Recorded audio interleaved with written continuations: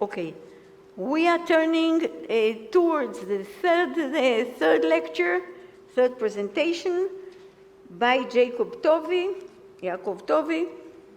Dr. Yaakov Tovy specializes in the political history of the Jewish community in Palestine during the British Mandate period and the state of Israel in the first few decades following its establishment. He's particularly interested in studying Israeli foreign affairs that have clear, significant, and consequential links to Israeli society on the one hand, and to the party political system on the other. איפה היית לפני הבחירות האחרונות? Over the past 15 years, he has focused his attention on Israeli-German relations with an emphasis on the reparations affair. To date, he has published 3 books in Hebrew, 2 in English, and we wish you many more others. He will be speaking Post-Holocaust Reckoning, the public political campaign in Israel over the issue of reparations, 1951-1952. אני אנפנף לך ב-20 דקות.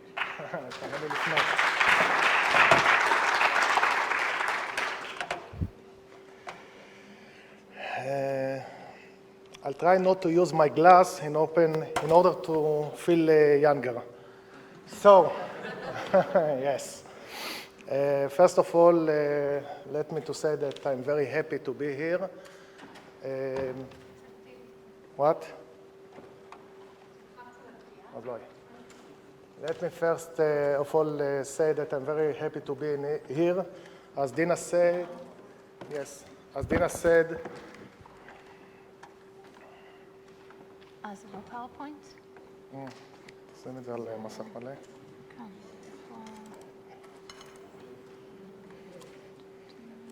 אוי, תביני, זה פה בצד. הנה, הסימן שחיפשתי. סבבה. As Dina said, that the last 15 years I focused on the issue of reparations.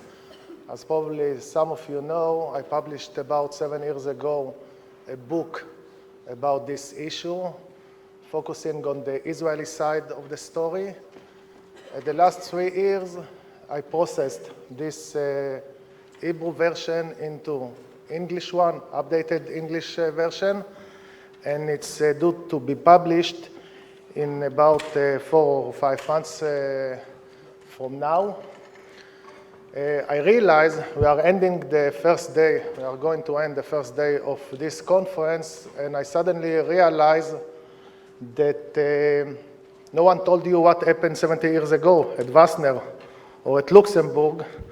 So I'll take this tedious task on myself to say several words about how this issue of reparations evolved, and then I will talk about my special issue.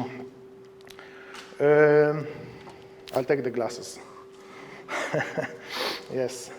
So the issue of reparation is, first of all, regarded as a key event in the Israeli history from the economic, political, and intra-Jewish aspects. However, it seems that this subject owes its central historical role, first and foremost, to the public political rule, first and foremost to the public outcry which it caused. Israel witnessed an internal struggle between those who supported Israeli-German negotiations and those who negated them, a level of turmoil unprecedented in magnitude, the likes of which Israel society had not experienced until then. In fact, viewed comprehensively, the public political campaign regarding the issue of reparations remain to this day one of the most intense ever seen in the state of Israel. Accordingly, in my lecture today, I intend to discuss this dramatic political public campaign. But as I said, before dealing with this specific issue, I would like to first say a few words about how the reparations agreement evolved. At the beginning of January 1951, the Israeli government decided to demand reparations payments from the 2 German states at that time West Germany and East Germany. The sum of the reparations was based on a combination of historical economic factor, the property lost by the Jewish people in Europe during the Holocaust, and a current economic factor, the rehabilitations of hundreds of thousands of Holocaust survivors in Israel. Nevertheless, the government in Jerusalem could not approach the German directly ever since the end of the Second World War and after the full and horrific extent of the Holocaust were discovered, a kind of popular Jewish boycott was imposed upon the German people, especially by the Jews in Israel. This was an all-out boycott in the political, economic, cultural, and social fields that was uncompromising in nature and was imposed on the Germans for generations to come. The Israeli Jewish boycott was the operative manifestation of the enormous anti-German sentiment harbored by the Jewish public once the sheer scope of the catastrophe inflicted on European Jewry came to light. This boycott reflected the feelings of hatred, the sense of revulsion, and the desire for revenge that raged among the Jewish public against Germany. The boycott was also perceived as a sacred commandment from the slaughtered millions and an essential vehicle for protecting the feelings of hundreds of thousands of survivors. Thus, with the aim of avoiding direct contact with the Germans, the Israeli government decided to submit its claim for reparations payments to the four occupying powers in Germany, namely the United States, Great Britain, France, and the USSR. Israel wanted these powers to secure for it reparations payments from Germany. In contrast to the USSR, which ignored this letter, the Western power replied to Israel's letter, but argued that for political and legal reasons, they could not interfere in this matter. Nevertheless, unofficially, they suggested to Israel to deal directly with West Germany to arrange for reparations payments. Left with no choice, the Israeli leadership accepted on an offer by Konrad Adenauer, the Chancellor of West Germany, to open a secret channel of communications. These secret contacts, established between the two countries throughout the spring and summer of 1951, produced results, and as that year drew to a close, Bonn and Jerusalem agreed to start direct negotiations on the issue of reparations. On March 20, 1952, negotiations began at Wasner, a suburb of The Hague, between representatives of Israel and the Claims Conference on the one hand, and delegates of West Germany on the other hand. On September 10, 1952, after months of negotiations during which the parties experienced many ebbs and flows, Israel and West Germany signed an agreement in Luxembourg. According to this agreement, Bonn promised to give Israel, within a period of 12 years, goods and services valued a total of $750 million. Now, the secret contacts between the leaders in Bonn and Jerusalem on the question of compensation began already in April 1951. However, the political system and the public at large in Israel only began to realize that something was going on with respect to this issue at the end of September 1951, after Chancellor Adenauer spoke in the Bundestag in support of paying compensation to Israel. The Israeli government responded to the statement, to this German statement, within a few hours of its pronouncement, and its message did not rule out the possibility of official and direct talks between the two countries on the question of reparations.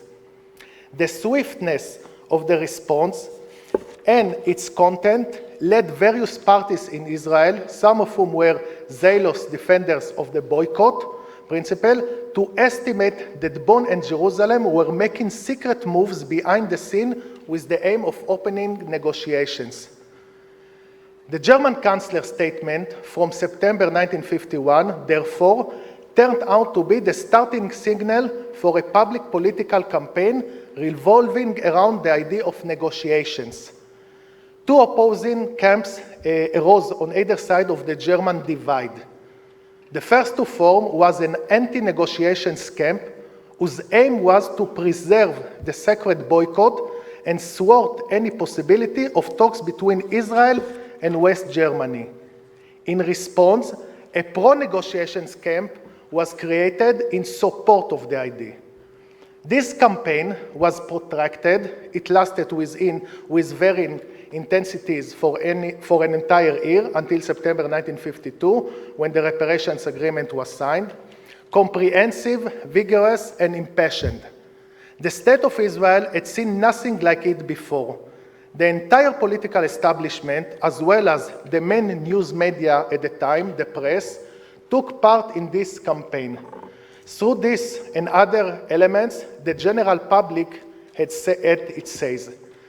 The anti-negotiations camp was headed by three opposition parties in the Israeli parliament, the Knesset, Mapam and Maki on the left, and the Herut movement on the right.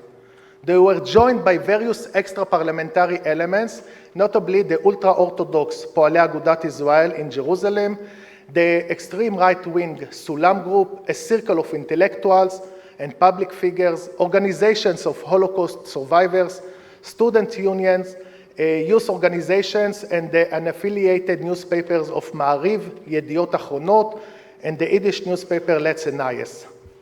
This camp, this anti-negotiations camp, expressed its view in three different arenas. The Knesset, by way of motions for the agenda, bills and motion of no confidence.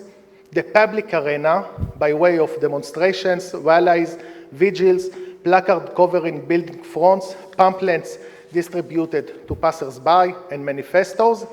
And the journalistic arena, through articles, editorials, shocking images from the Holocaust area, and headlines that had a systematic anti-government slant. The anti-negotiations campaign reached fever pitch in the 10 days leading up to the decisive vote in the Knesset on the issue of negotiations on January 9, 1952. The press outlet of the opposition parties in Israel, Mapam, Maki, and Herut, as well as the organ of the extra-parliamentary ultra-Orthodox PAGI, printed more anti-negotiations articles and editorials during this brief period of time than they had over the previous 3 months combined. The same went for the unaffiliated newspapers Yediot Achronot, Ma'ariv, and Letz Enayes. Herut went so far as to devote nearly all of its January 7, 8, and 9 issues to the subject. The tone of the writing in these papers during this critical period was far more belligerent, at times combative or even inciting, yet at the same time sentimental, verging on pathos. After the decision had been made in the Israeli parliament on January 9 in favor of negotiations between Israel and Germany, there was a certain respite in the campaign of this camp. However, it resumed with the renewed vigor ahead of the opening of the talks on March 21 and remained at this pitch until the second half of April. During the following months, the campaign's intensity abated, and it was conducted mainly in the journalistic arena, first and foremost by Herut, Maki, and Pagi, before flaring up for the last time ahead of the signing of the Reparations Agreement on September 10. Now, with your permission, let me show you some images from this anti-negotiations campaign. The headline of some of the newspapers that were part of this campaign. This is Herut on your right, and Kol Ha'am, the Communist Party. As you can see, those are very vociferous, provocative, sensational, maybe inciting headlines against this idea of negotiations between the Jewish state and between the German state. You can see another 2 headlines from Al Mishmar. the mouthpiece of Mapam party, and let's say Nayas, an Yiddish language paper talking about Sobibor, and Israel, the government, Ben-Gurion government, intend to talk with the German, compare between the slaughter and the deal between the Israeli government and the German government. You can see a demonstration of the Herut movement on January 7. This was the most big, the most large demonstration at that time, and it turned to be a violent demonstration, the first time and the last time that the Israeli parliament was attacked by demonstrators, by the Herut movement followers. And another demonstration of the Herut movement in April 1952. Herut was the leading party combating this idea of negotiations between Israel and Germany.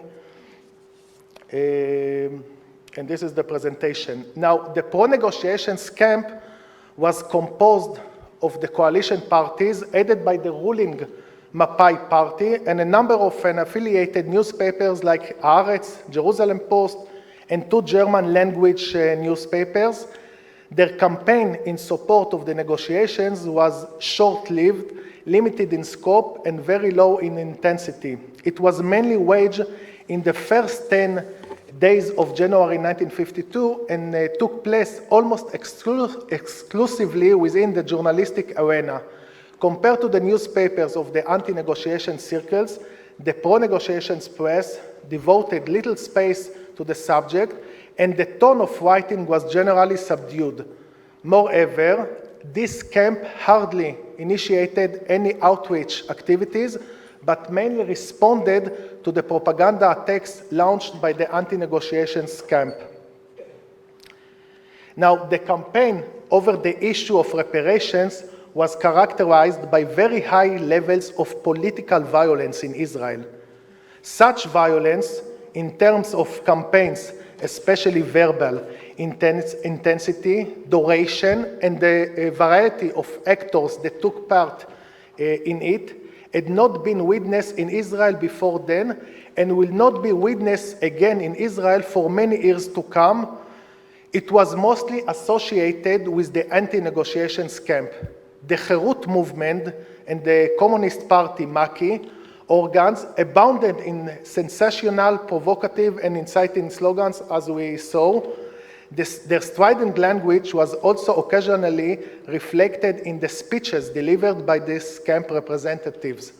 There were elements in the Herut movement who saw even physical violence as a legitimate tool of resistance. Its supporters were responsible for the attack on the Knesset during the mass rally Herut held near the parliament on January 7, 1952, as well as for terrorist acts against elements linked to the negotiations process. Given the above, it is clear that the anti-negotiations camp in Israel had led a much more organized through assertive and vocal campaign than that of the pro-negotiations camp. The intense emotional aspect built into the German Jewish issue, certainly at this point in time, only a few years after the end of the Holocaust, instilled a fighting spirit among those people in Israel who opposed the reparations talks. The same emotional component, likewise, made it difficult for the people in Israel, for the pro-negotiations camp, to mobilize its full force in defense of their cause. They felt it is inappropriate to fight too enthusiastically in favor of negotiations with the Germans. Beyond that, based on a sober analysis of the balance of political power, the pro-negotiations camp estimated that its victory in the decisive vote in the Knesset on January 9 was guaranteed. An overly heated campaign could tip the scale in favor of the opposing side, and it was therefore in its interest to keep a lid on the flames as much as possible. The two rival camps raised a number of arguments during the campaign in support of their respective positions. However, each of them highlighted one central argument in particular. The anti-negotiations camp repeatedly warned that talks with West Germany would completely shatter the anti-German boycott in Israel and in practice lead to German-Jewish reconciliation at the expense of humiliating the victims of Holocaust. On the other side, the pro-negotiations camp emphasized the great advantage guaranteed by a successful reparations agreement. A great deal of capital would flow into the Jewish state, securing its existence and ensuring its ability to thrive, thus preventing the possibility of second Holocaust, at this time at the hands of the Arabs. These two arguments reflected, to one degree or another, two different worldviews. The first sought to cling to the past and consecrate national honor, while the second sought to look to the future and reach out for hope. Supporters of the negotiations listened attentively to the arguments raised by the opponent's camp and responded to them, but suspected that the main, perhaps even the sole factor that spurred the opposition in the Knesset to resist the negotiations was a narrow political interest that had nothing to do with the German-Jewish issue. It can be estimated with some confidence that alongside the moral historical aspect of the Holocaust, the opposition parties were also motivated to one degree or another by selfish political consideration. Nevertheless, in the specific case of the right-wing Herut party, political considerations appear to have been largely secondary to moral concerns. So, despite the ideological differences between the two camps, they naturally both approach the situation from the same vantage point, the Holocaust. This was, in fact, the first time since the end of the World War II that the subject of Holocaust was so intensely present on the Jewish agenda in Israel. Its horrors, consequences, and lessons were used by the two sides to justify their respective positions. The use of the Holocaust in the course of this public political campaign led to two contradictory results. On the one hand, the two camps emphasized the educational, universal, and human aspects of this Jewish tragedy. On the other hand, it became a cynical political cudgel which, in all actuality, cheapened it in the public eye. This negative process of the Holocaust in Israeli Jewish society will accelerate and intensify over the coming years. Thank you.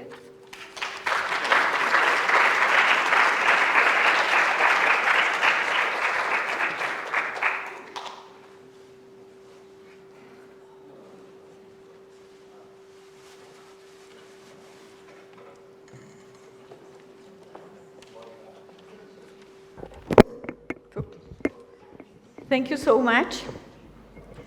Thank you. And you could see that this lecture followed the former one, which brought us to the document, the declaration, and then the reactions to the declaration.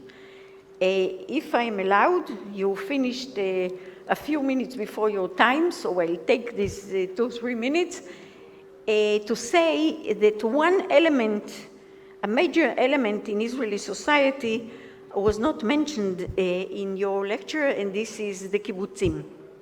Okay, a kibbutzim. The kibbutz, there isn't one general kibbutz movement yet as there is today. You had the Shomer Tzair, you had the kibbutz Mauchad, but anyhow, despite the small number in society, they had a weight and a say and a word and a leadership. From them came leadership during the years before the state and after. So it's a very important element that had a huge problem with reparations and especially with the compensations, with the individual. There were kibbutzim in which all the society, all the kibbutz was founded by survivors. There is a long number, about 15 kibbutzim, only survivors. There isn't any problem because all of them would agree. Okay, but what about kibbutzim where some would accept compensations and the others not? There would be immediately a difference, a big difference, financially, economically, within the kibbutz. What do you do? Okay? So I'm just kinderlach. לא, זה לא קינדרלך, זה מידלך.